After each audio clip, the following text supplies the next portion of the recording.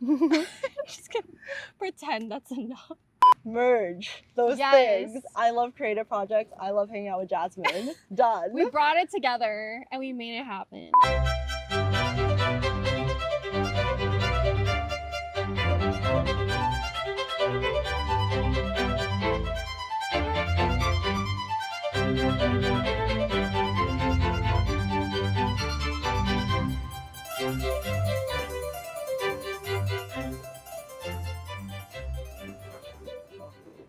Can you guys hear us? You're Okay. good? You're good? Okay, well, we hear you. Okay. So let's start this meeting. My name is Jasmine. If you're new here, welcome to my channel. I like to make YouTube videos on slow fashion, sustainability, mental health. Here, you want to introduce yourself? Yeah. My name is Xinyi. So I am the founder of a podcasting community called Don't Be Strangers. We are on a mission to fight adult loneliness. And yeah, we provide resources, events, and community to do exactly that. Yes, and she's also one of my very good friends. And so today we are talking about toxic productivity. Actually, what's the definition for toxic productivity? The way that I personally see toxic productivity is one where you don't even realize that you are swimming in it, where you feel like you're doing a good thing and like a thing that is necessary to be continually productive, and yet you don't realize you're drowning in it. Yeah, I never thought of it that way, where like you're not consciously thinking about it, but that is so true. I was turned on to this because of the term toxic productivity, which I, at one point in my life, I never heard of toxic positivity before. And it like really like flipped the switch in my mind, because I was like, what does that even mean? Like, there is a version of positivity that like It's not that good, is it's not toxic? positive.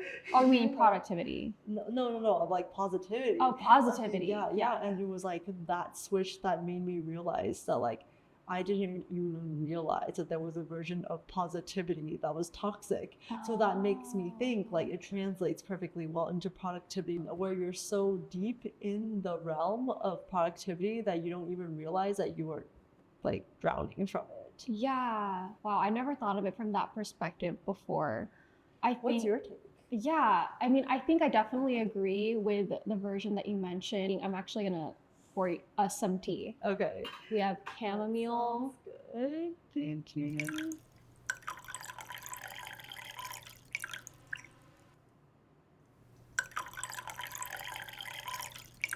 For me, I think toxic productivity is us as a society being forced into being productive. We have this strong need to constantly be productive, and if we're not being productive, we're lazy. And I remember this is something that I definitely talked about with my therapist. It's like, especially this very American mentality. That's like their sense of perfection in a way, is like always doing something, whether it's being social or doing something for work or career wise. Basically, if you're sitting at home being lazy, like quote unquote lazy, if you're sitting at home watching a TV show, it's seen as lazy, even though it can honestly just be time for yourself that you need as a person, because you don't always have to be working. You don't even always have to be socializing. We have this idea that we need to be extroverts on the go. And I think that the idea of someone who's perfect and productive, and that's like a quote unquote perfect person, but in reality, that's not really what everyone wants to be or is what we need. Yeah, exactly. Yeah. Oh my God. The crazy thing was, I didn't even realize that the hustle culture was was so tied to the American culture. Yeah. Because everyone's heard about the grind and the hustle. Oh my God, and yeah. Also, it has been romanticized for a very long time to go. But then I remember hearing a podcast from some of my creative friends out in Australia, and they mentioned this like thing in this one line that really changed my perspective on all this when they said, that stupid American hustle culture. What? And I was like, wow. That's American? I thought hustle culture was just everywhere. I didn't realize that it was American. Yeah. Of course, maybe I'm also blindsided by the fact that I'm also Asian. Yeah. And there is like this Asian perfectionism culture, and like within Asia there's so much like working overtime is so common that like no one sees that as like weird or extra. So their lives, I feel like, is, from what I hear, is generally in the corporate life, like you literally work until you sleep and then you just wake up and do it again. And so I feel like, especially for me, growing up at this intersection of Asian perfectionism and American hustle culture, I became really addicted to productivity. But like unbeknownst to me, like this just naturally happened to me over time. I spent so much of my adulthood trying to undo this addiction to productivity that I never necessarily wanted, but was just force-fed into doing. Because this was all I knew. Because you know, it's like what they say about fish being in water, not recognizing water. So I was just like, I never heard that quote. This flow of like everything's about the grind and the hustle and the perfectionism. So yeah, like how would I be able to recognize that that's not the norm for everyone in every single country? Natural. Like, unnatural. Have you personally experienced toxic productivity? I think I definitely have, because I've talked to my therapist about being the type of person where I'm always at 100 and it's hard for me to go to 0. I feel like, to me, I'm not gonna lie, I do think that is part of like my natural personality, but not because I was born with that, but because that's what I was grown into with, like you said, my Asian parents. You know, there's this idea of like being perfect because we're always working and we always have to have this version of being successful in what's their mind, and then they kind of like try to pass it down onto us. And so I think that kind of mixed with the American idea of what's productive and what's perfect in our society has gotten me into this mindset of being toxically productive, where I always have to be on the go. And it wasn't until recently that I finally started to take things off of my plate, because I found that I was taking way too many things on my plate constantly. And now I'm trying to not do that as much, because I realize like I don't always have to have 5 billion plates on me. I don't always have to do this balancing act. Like, it's okay to not do anything and just sit down and be quote unquote lazy. And my therapist even mentioned, she was like, why is lazy a bad thing? And I never thought of it that way before. It's is lazy a bad thing necessarily? And I'm like, I never thought of that. It's okay to just sit down and binge watch, like, you know, whatever celebrity show you want to watch, or whatever floats your boat, like knitting, whatever you need to do to like unwind, even if it's like just doing nothing and sitting with your thoughts. And I never really thought about that until like literally the past year or two, that is okay. So I always had to be doing something. And like the really interesting thing was that like I recognized that it was unhealthy and unproductive to always be on, because you really, it's not sustainable, right? But at the same time, even though on the conscious level I understood this, I could tell my friends like, hey, you need to take a step back and see your schedule. I hear how busy you are. You're gonna burn out pretty soon if you're not already burnt out.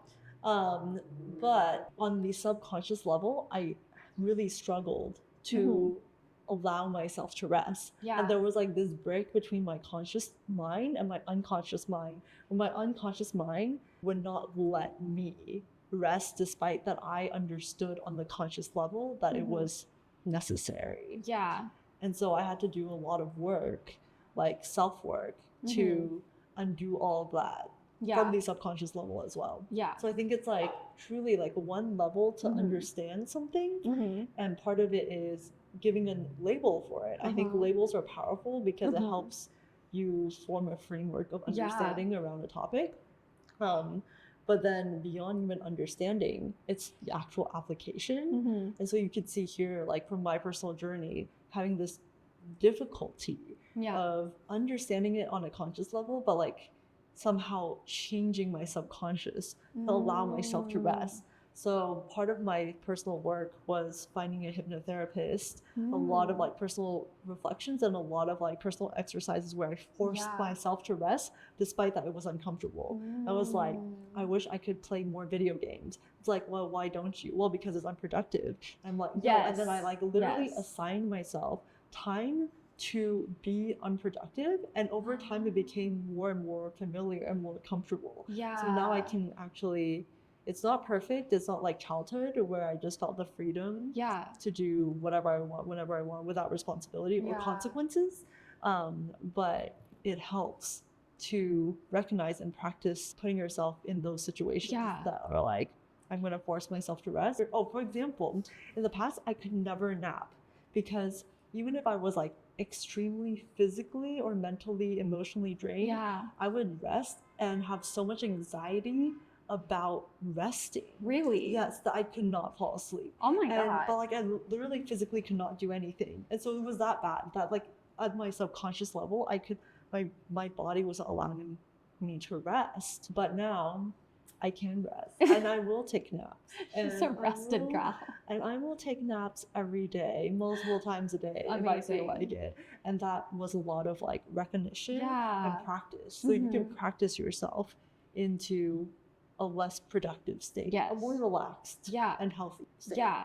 So it was like mindfulness and recognition, and then that allowed you to take the next step into like training yourself. That's so interesting. And it is uncomfortable at first, but that's like building any habit or like changing your lifestyle. And that's really hard because it's also so easy to not change your lifestyle because that is also work, you know? So props to you for actively recognizing that and empowering yourself to make that positive change in your life, because that is work at the end of the day as well. Wait, so I have a question. I don't know if you answered this. I don't think you have yet, but like, when did you recognize that that was an issue for you, like being toxically productive? So back when I did YouTube, actually, I like graduated school and I was on this like go mode. And then I think graduating school, really, there was like some break there in my personal identity when my relationship with school was severed because my identity was built around school. So when school was no longer there, I was like, who am I? So that was like when I started doing a lot of self-awareness work, like a lot of, that was when I was introduced to like journaling. And I actually had a particular friend who was very into personal development. She was like reading all the self-help books, like doing the self-work, like talking to a therapist, and it really inspired me. So I wanted to see like what it could do for me to like journal, like self-reflect. And it was through that I started to gain more awareness. But I was like doing my, you know, like just starting my career, doing my full-time job, and then also doing YouTube.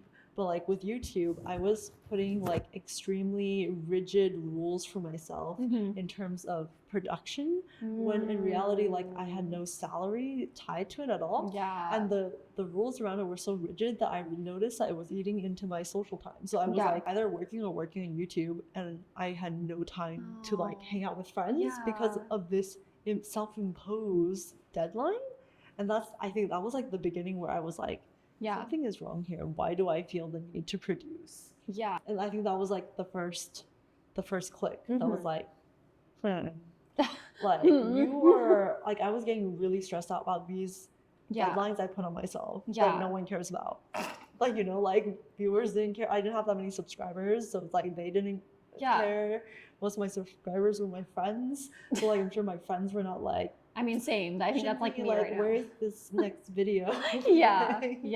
So just curious, like what inspired you to start your YouTube channel? And like what was your motivation and desire to consistently make videos the way that you were doing back then? I think like the consistency and discipline was really just from like an artifact of going to school.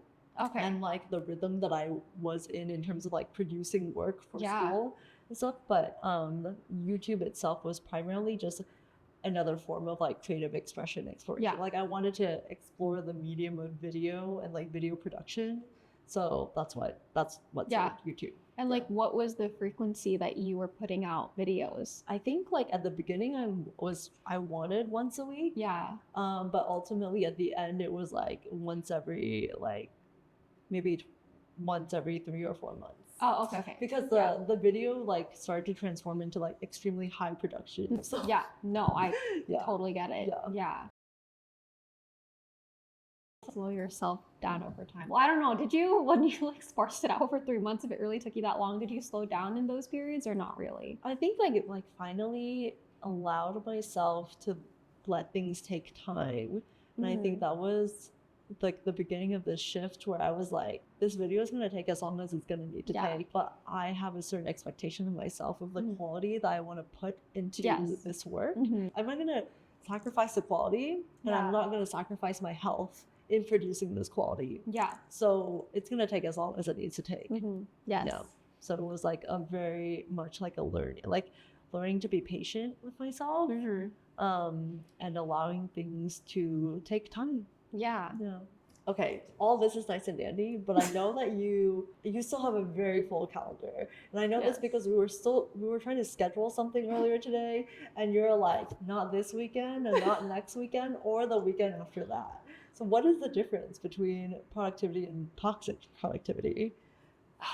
I would say like right now, I do think that my level of having a full calendar, I wouldn't say is like completely healthy, but that's only because we're moving. But I do think the differentiation between what's like toxic and not toxic is, for me, like being aware of your mental and physical health. Like, at least for me, like that's like my key indicator. It's like being really self-aware, because like you can be productive and be feeling super energized from it. Depends on the person. Like some people thrive off of go, go, go. And I do think that you and I are both in some sense like that. Like we're always doing something, always have a project on our hand.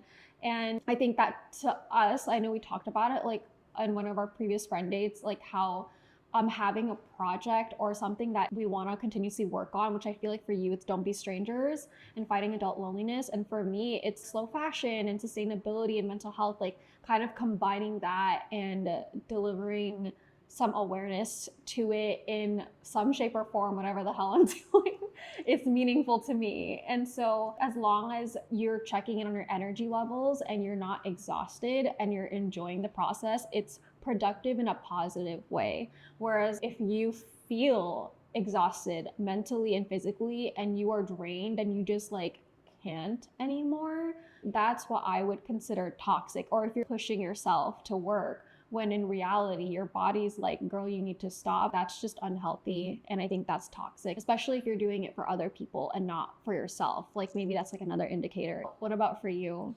Yeah, I'm not really sure if there's anything to add to that because I think you nailed it. And I think it really does come to being able to check in on yourself and like be aware of how your energy levels are. Because I can imagine like a situation where someone's like continuously drained but also overworking, but not realizing that they are connected, you know, that they are feeling drained because they're overworking.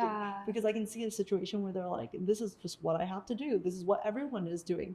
Being a student, for example, is like, oh yeah, like all my friends are extremely high achieving, like, social butterflies, you know, like high achieving social butterflies. So they're always out like going to the parties, somehow pulling all-nighters, getting the A's on the essays, like making, you know, getting like all the exams done, all their homework done. And I think that I should do that too. And you're doing it and you're like, why do I feel so bad? Like everyone seems to be having a great time, like making the high grades, going to the parties. Well, this is an example where you're not having self-awareness. That like maybe it's too much partying for your personality. I don't know, maybe you don't need to make these high grades if you actually it's not look part at of you like to be that whole picture. Which goes into our next topic, which is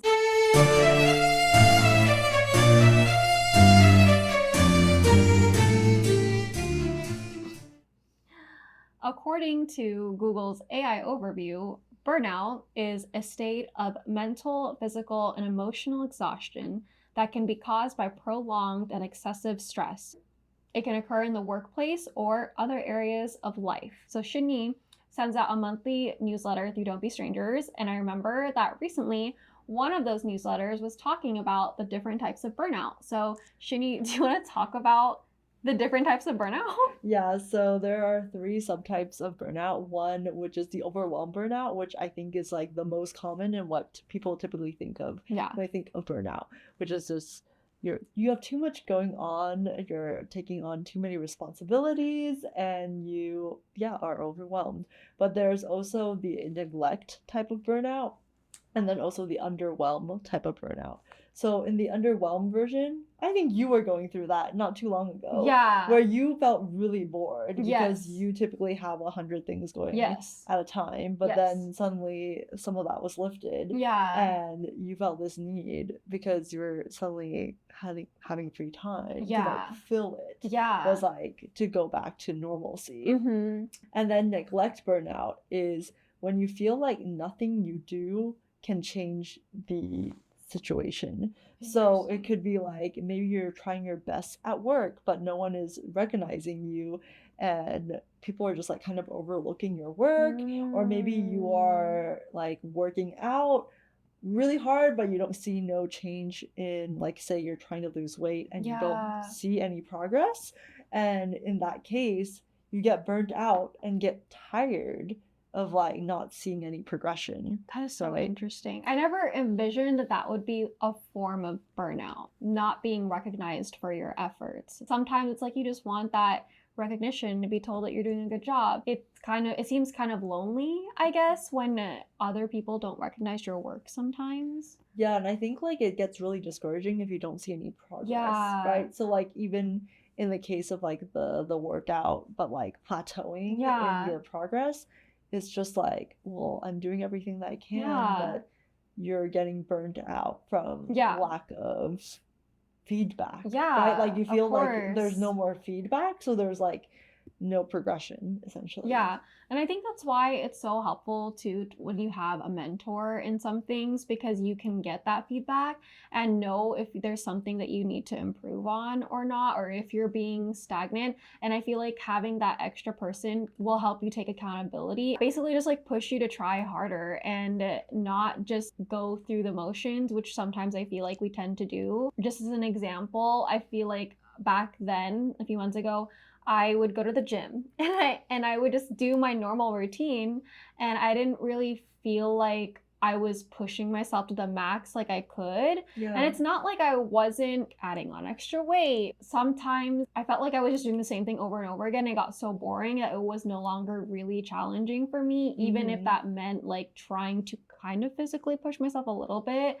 But now I started to take classes like yoga and Pilates, and I think having that person to watch over you a little bit and guide you and telling you like, hey, like your body can do this, like have you tried this, and which maybe you never tried before, it kind of helps with that accountability and helps you think of other routes you can take that maybe you never thought of before, like, oh, have you considered trying this method or that method? And it really like pushes you and helps you learn new things. Right. So I think it's like having that external feedback, right? I think this is true for like all the different types of burnout. Like when you are overwhelmed, neglected, or underwhelmed, like having outside perspective, like even through a friend, like listening to your schedule, for example, being like, Jasmine, you are doing way too much, where like you might be blind to that fact, where you might not even realize how much you're doing because you're living in it. So same for a neglect, being like, okay, I know that you're plateauing in your progress on this front, but have you tried this other method to try to make a breakthrough so that you can keep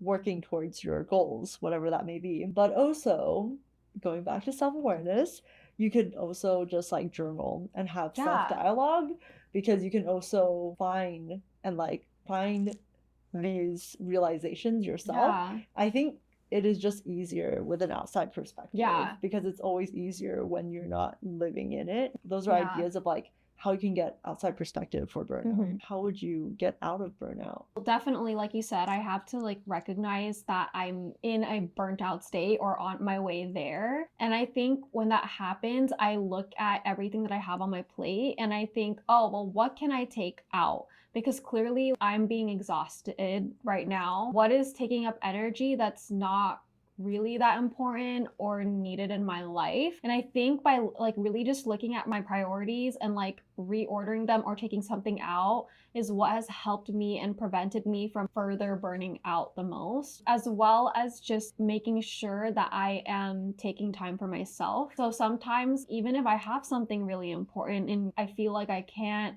take something out, even if it's just like a half day, I will take it for myself to relax and literally do nothing and spend it with either with Vlad or by myself watching like YouTube. Most of the time it's YouTube, to be honest. I'm just watching the most random celebrity gossip.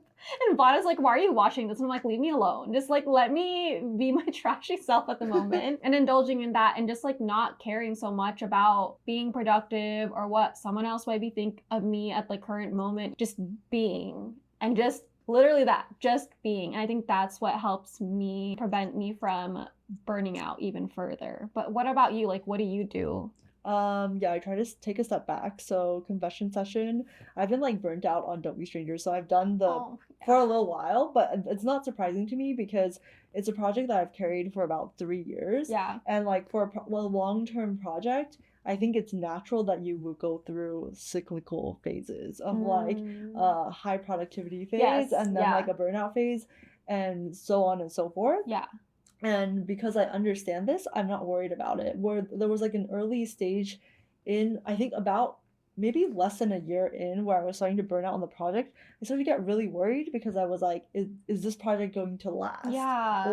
Or is it going to die here? I think there was a component of like overwhelm where like I was taking on too much, but then also a component of neglect through social media because of like the algorithm for how like information gets dispersed and promoted, where I felt like not enough, like I'm not getting enough reach with how I'm doing social media, so on and so forth. Like no one cares, but it's not that no one cares. So Instagram is not pushing my content to the people who care. So there are people who care, but I'm not seeing that feedback, right? Yeah. And so this combination really worried me. And I thought that like I was never gonna get out of this burnout, that the project was gonna die then and there at like maybe less than a year from starting it.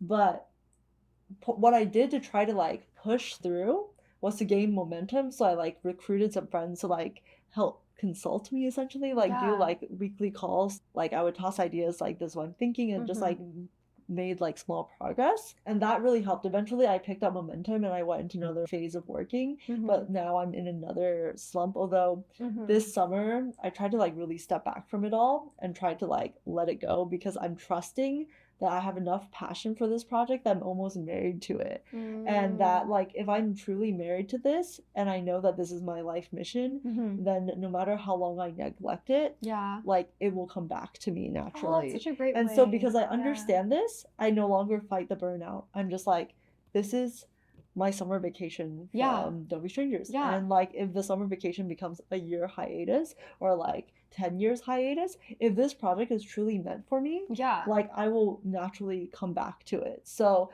I'm doing what I can, but I'm not extremely excited right now, but I feel like it's okay. And I feel like I can focus this time and energy into other parts of my life, and maybe the inspiration will like come back around to allow me to keep working on it. Wow, I've never thought of it that way before, but I really love that because it's kind of owning the idea that whatever is meant for you is meant for you, and just it's like a mix of going with the flow but also kind of like speaking into the universe like this is what I want to happen for myself if it's what's meant to be. I don't know if that made sense. I think it's like this merge of like manifestation, but then also being flexible enough to allow the universe to show you what is supposed to happen. I love that. I've never thought of it that way, but I just really love the idea of that balance. Yeah. Yeah. I'm like trying to word here. What am I trying to say? But yes, I love that idea. Did you have an example of like a recent time that I burned out? Yeah. There was a time period where I was working like 3 different jobs and like I wasn't getting paid shit. Like literally like barely making enough to make a living. And I felt like I was like doing all this work and I felt like I cared about everything and I was trying to network all the time. But then like, yeah, nothing was being shown for. I'm like, what am I doing all this work for? So I was having the experience of the 2 burnouts that you talked about. It was like a mix of, yeah, doing too much, but also not overwhelm and neglect. Yes, exactly. I think therapy really helped me a lot. My therapist was telling me like, you are always at 100 and you never know how to be at 0.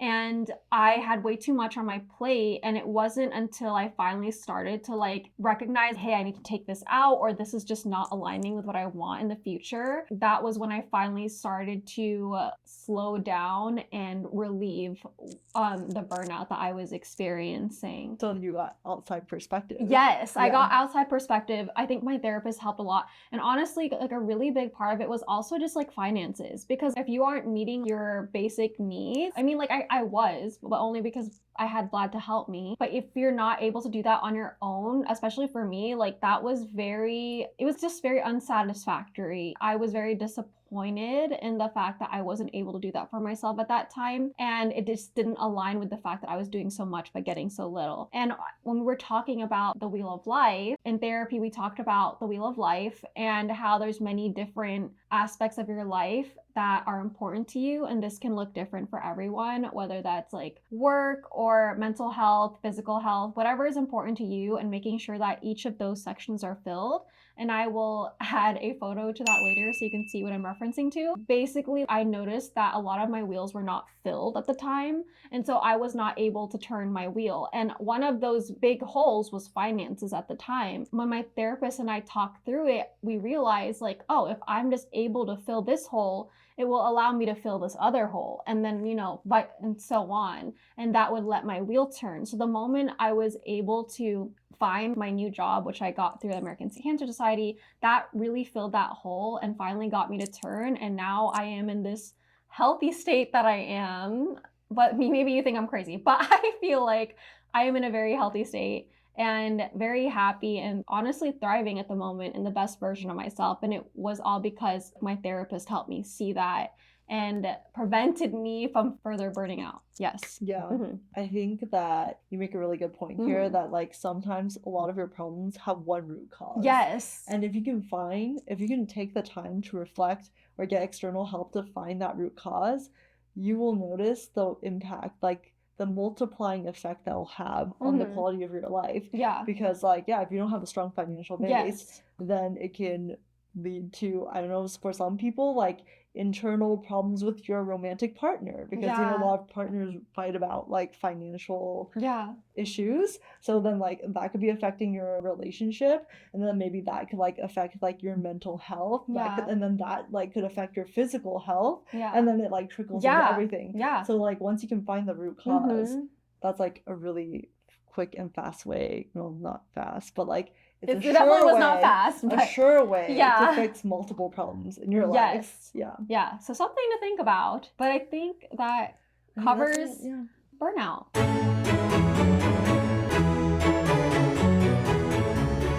Okay. So cheers. Cheers. So tell me how your work-life balance has been recently. Well, what does work-life balance mean to you? The way that I envision work-life balance is really thinking about every single aspect of your life and how it affects your mental health. And this can look different for everyone, right? Because we all have different priorities. Because if you don't have like, I don't know, half or a quarter of your pie filled in, like how are you gonna keep the wheel turning, right? And having a decent amount of it rolling keeps you going as a person and fueling you and your mental energy and energy in general to allow you to pour into other people and have in what I envision a work-life balance. So it's not just about your work and so life, but really thinking about like your overall well-being as a person. But that's kind of how I envision it. What about you? I've done this exercise before, but without having a clear understanding of like how much should be filled in per piece.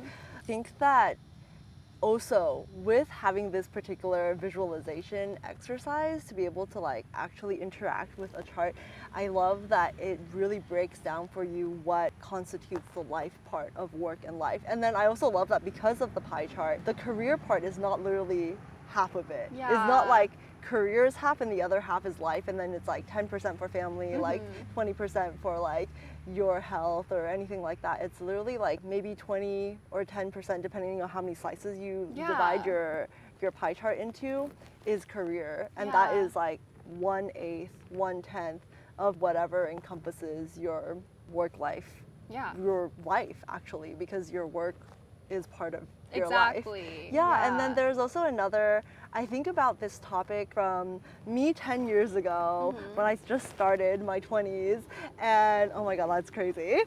That like when I entered adulthood and trying to figure out, what is life and how do you play it? Because what is life in your 20s? You're like, I'm just in it. Like, it's a video exactly. game. Because prior to becoming an adult and like having the freedom to choose my path, a lot of it was fortunately designed around school. And school is an ecosystem that we are all raised in different capacities, and you learn how to play that particular game. And it's very easy to play in some ways because the rules are very black and white. You know what success looks like because that's defined for you, and all you have to do is just figure out how to match that level of success. If for you that's like being a B student, then you're like, I will do everything I need to do to be a B student or to be an F student. Like that means skipping class, like fooling around, you get to choose, but it's defined for you. Whereas like once you enter adulthood, you have so much possibility of where the direction of your life can go and what success can mean for you. Unfortunately, coming out of school and going straight into like a career of any sort, I think most students will try to translate the game of school into the game of life, which is someone defines the rule for me and I play by that. So when you transition to adulthood, because that's all you've known up until that point, until you're like 18 or 20, like whenever you graduate, whatever level you want to graduate at, right? Even if that's like going to medical school and like not graduating until you're 30 or whatever. Whenever you transition out of the school system, you've only been trained within the school system. So you look for these rules and you're like, my employer are giving me rules, right?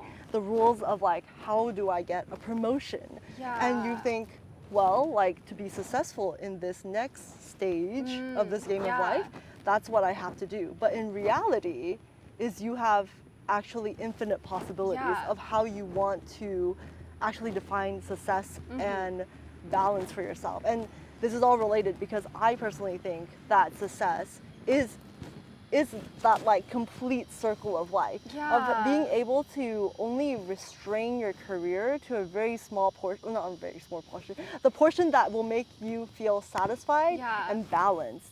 So for some people, that is their whole life. Like, and that makes them feel purposeful, excited, and that's okay. For other people, they want to minimize that. They want just passive income, like check your bank accounts like once a month, once a quarter, whatever, and then just go travel infinitely. And for them, that is work-life balance, which is like basically no career. And then the other variation is like just career, and they're happy. And like, if that works for them, then that works for them.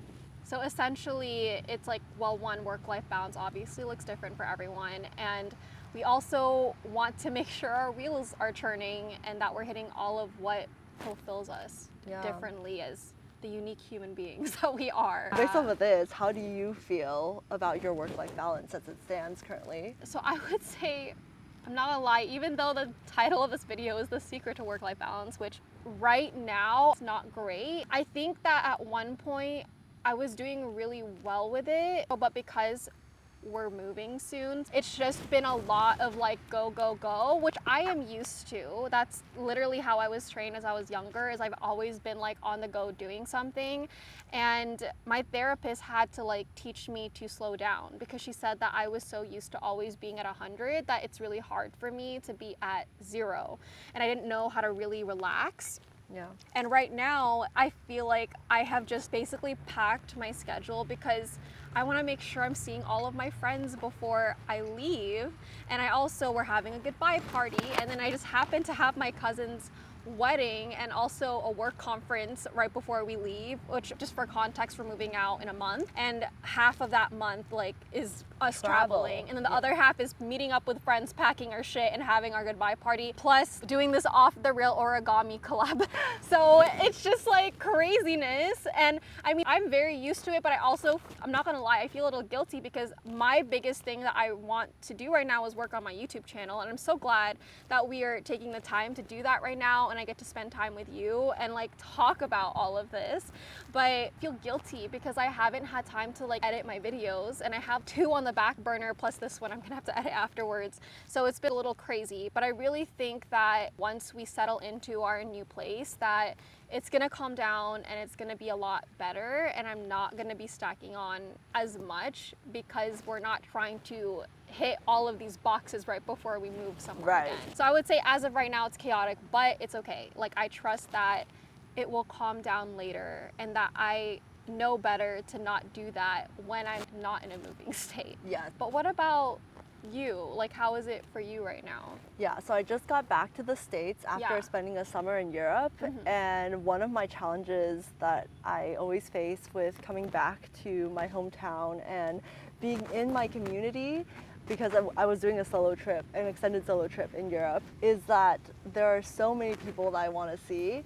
But also, within the past couple of years, having built a community around the theme of fighting adult loneliness, I'm constantly meeting new people and having to host my own events. And so I've actually found this to be quite interesting, is that in the past, when it was just my career and personal life, I figured out a good cadence for example, hanging out with friends like you one-on-one, and then like doing my job. But then with the community aspect, within the past couple of years, I had to learn and adapt to how do I manage my social energy between hosting events and then my personal life. That's a lot. And there was like a point where I realized I was no longer able to make time for my friends, because I was being left so drained from my own events, and that made me also feel very guilty, where I was like, I can't see Jasmine because I've had 2 to 3 events this week, and I'm so tired, I just need to rest. And you're also an introvert, so you like need to recharge, you know, and be with yourself sometimes too. Exactly. So I had to learn to pull back. And I think this is the other thing too about work-life balance, or in that the entire wheel, is that you go through different phases of your life. Like this phase where you're moving right now, or this new phase in my life where I'm hosting events. That was not an issue like a couple of years ago. And as women as well, something else to consider is our cycle, our monthly cycle, and where we fall within this cycle, right? And gotta love that. There's a lot to manage, but I feel like the more that, this is what I love about growing up personally, is that I feel like you get more data, the more you experience life, is that you get better at intuiting what you need and when. And like, if I were in your shoes, I'd be like, this is a hard month, but if I get through this, I'll get to rest. Like, so it's okay, I can push like, 200%, which may be a bit overkill, but like decrease it down to like 50% afterwards. That's just knowing that later you're not going to do that, you're doing much less to recover. Exactly, and that you're not going 200%, 24/7 forever. Oh, that's exhausting to even think about. Definitely. So I think the secret is really having self-awareness. Yes, self-awareness is key. Understanding what you enjoy and what you need in this current phase of your life. And being flexible enough to adapt as that changes. With your cycle if you're a female, and then with anything else that life can like throw your way. I think that is the key. Hopefully that helps, guys. I mean, this video is purely just for fun, but I mean, I hope this helps. I think that is our answer.